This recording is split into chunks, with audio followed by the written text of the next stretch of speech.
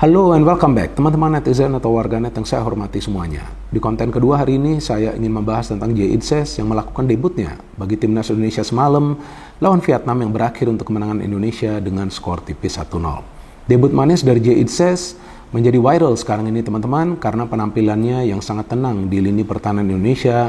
Bahkan dia tidak melakukan satupun kesalahan di pertandingan yang sangat amat ketat lawan Vietnam yang bermain ekstra agresif. Bahkan beberapa kali body charge dari para pemain Vietnam tidak mempengaruhi permainan dari Jay Itzes. Tadi pagi juga saya membaca teman-teman di internet ada beberapa media di negara Asia lainnya yang mulai membahas tentang performa dari Jay Itzes. Ya tentu mereka juga kaget dengan penampilannya yang sangat tenang di lini pertahanan Indonesia dengan bisa memberikan begitu banyak umpan-umpan yang akurat dari lini pertahanan. Padahal kita tahu ini adalah untuk pertama kalinya Jay Itzes bermain di level Asia. Betul dong, ini kan adalah pertandingan babak kualifikasi untuk ke Piala Dunia zona Asia. Sebelumnya kan dia bermain di Eropa. Dan sekarang ini dia membela klubnya Venezia di Serie B Italia. Betul, di kasta kedua kompetisi sepak bola Italia, tapi Venezia kemungkinan besar akan promosi ke Serie A. Dan Jay Itzes merupakan pemain pilar di klub tersebut, artinya pemain yang diandalkan. Nah, pemain-pemain seperti inilah yang memang dibutuhkan oleh timnas Indonesia, bukan karena dia bermain di Eropa dan menjadi pemain inti, enggak. Tapi pemain ini punya ketenangan. Kan berkali-kali saya katakan bahwa para pemain Indonesia harus bermain dengan tenang, apalagi ketika bermain di kandang sendiri. Tapi Jay Itzes kan tidak bekerja seorang diri ya. Dia juga mendapatkan bala bantuan dari Rizky Ridho dan juga dari Justin Hubner. Tapi koordinasinya tuh rapi yang dia lakukan. Nah ini artinya Jay Itzes ini punya karakter leader, punya sifat leadership untuk bisa mengorganisasi permainan di lini pertahanan. Nah ini sangat penting.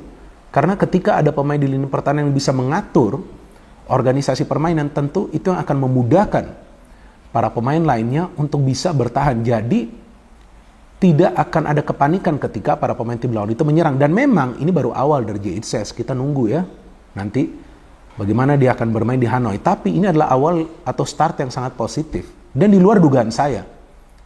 Ya kan, jujur kan, saya beberapa kali mengatakan bahwa saya khawatir kalau Jay Itzes atau Nathan langsung diberikan kesempatan, takutnya nanti gak bisa perform. Dan betul kan, Nathan gak bisa perform, maka itu dia ditarik keluar kan di awal babak kedua. Tapi Jay Itzes di pertahanan. Kenapa? Karena dia udah tenang banget, mainnya udah bagus. Artinya ya inilah pemain grade A+, bukan grade A lagi, A+. Ini pemain yang bagus bersama dengan Justin Hubner. Cuma Justin Hubner ya memang harus mengontrol emosinya ya. Jangan juga bermain emosional. Tapi Jay Itzes ini kan tenang banget, cool nih. Ya, dia gak panik ya kan ketika one on one dengan pemain Vietnam tuh ada tuh. Di babak kedua tuh kalau nggak salah jelang pertandingan berakhir, bola masuk one on one, dia bisa kontrol loh itu bola lo, gila gak tuh? Kontrol, dapat bola, dia bisa passing lagi. Aduh, ini kan udah pemain bagus ini di timnas Indonesia.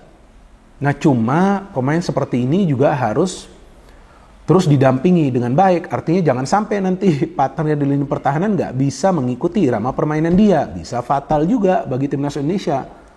Dan seperti yang juga saya jelaskan, dua fullback kita juga harus rajin ikut membantu. Jadi supporting play-nya ini harus bagus teman-teman bagi lini pertahanan Indonesia. Jadi jangan bergantung kepada satu pemain. Jay Itzes memang bermain bagus, tampak banget.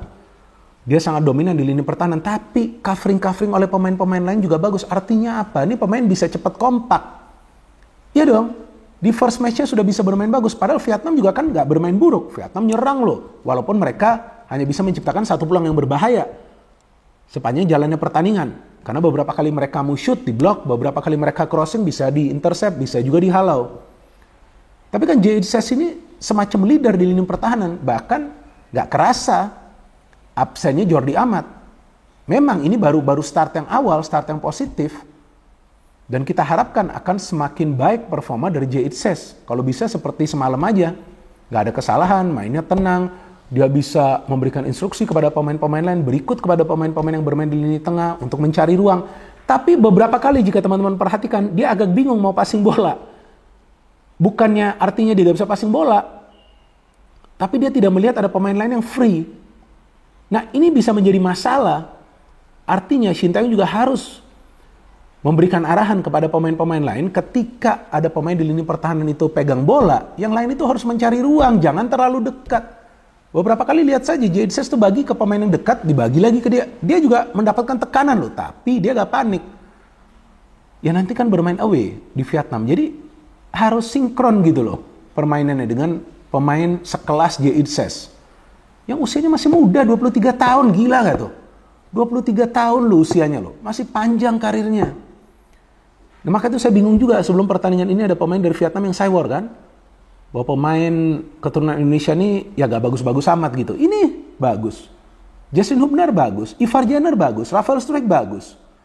Kalau gak ada Rafael Struijk, gimana caranya bisa menciptakan kepanikan di ruang pertahanan Vietnam, walaupun ya beberapa kali dia tidak membagi bola, dia pilih shooting atau dia pilih terus dribbling ya. Nah ini yang harus nanti dia benahi. Jadi jangan sampai begitu terus ya, harus juga bagi bola. Tapi pemain-pemain keturunan yang bermain di timnas Indonesia ini bagus-bagus. Sandy Walsh, lihat begitu tenang dia. Nah inilah salah satu alasan kenapa Federasi dan juga Sintayong ingin agar banyak pemain-pemain keturunan yang membela timnas Indonesia ya. Jadi saya harapkan udah gak perlu lagi ada yang namanya pro kontra ya. Jadi mereka semua ini sudah menjadi bagian dari timnas Indonesia. Mereka ini sekarang adalah pemain Indonesia. Jadi jangan sampai nanti ketika ada pemain diaspora Indonesia baru yang mulai membela timnas Indonesia, banyak yang protes, banyak yang gak suka. Gini loh, kita sebagai supporter dari timnas, kita kan ingin yang penting timnas kita ini maju. Ya gak? Yang penting yang main bagi timnas Indonesia ini punya darah Indonesia dan punya kualitas dan bisa memberikan kontribusi. Ya betul dong. Jadi ini semua demi kemajuan timnas Indonesia ya. Contoh saya berikan satu contoh nih. Brahim Diaz, pemain asal Real Madrid, baru-baru ini memilih untuk membela Maroko. Ternyata dia termasuk juga atau punya darah Maroko. Dia memilih Maroko bukan Spanyol. Dia bisa juga sebetulnya pilih Spanyol. Ketika dia pilih Maroko, saya ikutin tuh. Saya langsung ikutin media Maroko, gak ada tuh yang aneh-aneh bicara di media. Gak ada. Semua welcome. Ya kenapa? Karena pemain yang bermain di Eropa. Dan gak ada masalah juga dengan Liga Maroko. Gak ada masalah. Walaupun kita tahu gak banyak pemain dari Liga Maroko yang membela timnas Maroko kan. Gak ada masalah juga. Gak ada tuh yang protes-protes. Kenapa? Karena mereka lihat timnasnya maju. Udah masuk ke semifinal Piala Dunia kan. Buat apa lagi mereka ngincar pemain-pemain keturunan. Tapi kan tetap mereka ngincar. Akhirnya mereka dapat Brahim Diaz, pemain yang bagus, yang sebelumnya juga membela AC Milan. Jadi di sini pun kita sebetulnya perlu welcome dan mereka punya niat yang baik untuk membela timnas Indonesia, untuk membawa timnas Indonesia terbang tinggi, untuk membawa skuad Garuda terbang tinggi. Ayolah, rubah ini mindset, ya kan? Bahwasannya para pemain yang bermain di Liga Domestik ini sulit masuk, bukan berarti pintunya tertutup. Ayo perform. Buktinya apa? Di pertandingan semalam, maaf saya semangat. Memang saya harus semangat, ya dong, kan saya membahas timnas Indonesia. Nanti saya gak semangat, kalian bilang saya lesu. Walaupun ini saya beroperasi mata kan nih. Saya pakai kacamata yang gelap ya. Saya sudah jelaskan di konten sebelumnya. Gak perlu saya jelaskan berkali-kali. Tapi masih sakit nih mata kiri saya. Masih berair juga. Tapi harus semangat kalau kita membahas konten. Apalagi tentang timnas Indonesia. Jadi, nah saya sampai lupa apa yang saya mau ngomong. Nah jadi itu dia. Artinya, ya pemain-pemain ini yang bisa meningkatkan performa dari timnas Indonesia. Nah, Maroko itu kan sebetulnya kan nggak perlu juga Brahim Diaz lagi udah bagus-bagus pemainnya, tapi kan mereka masih mencari. Iya kan? Nah, sekarang ini yang akan menjadi tantangan bagi para pemain yang bermain di Liga Domestik untuk bisa menembus ke timnas Indonesia. Nah, tadi yang saya mau jelaskan adalah kan di pertandingan semalam tuh Sintayong ketika melihat ada pemain yang tidak bermain efektif, Nathan ya kan diganti dengan siapa? Dengan Pratama Arhan. Ya kan, terus ada pemain-pemain lain juga diganti. Jadi memang dia adalah pelatih yang profesional, bukan like and dislike, enggak.